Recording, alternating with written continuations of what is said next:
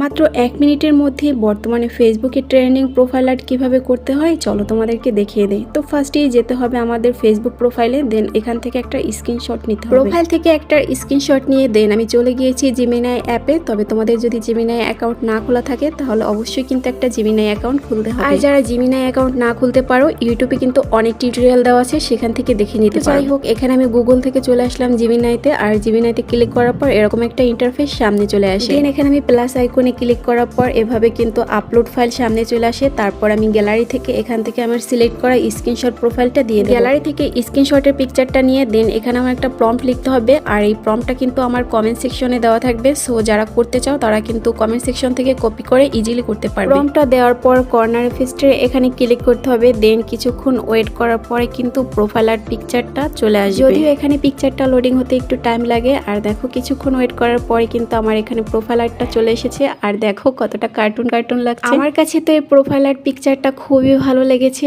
তোমরাও চাইলে এটা ট্রাই করতে পারো।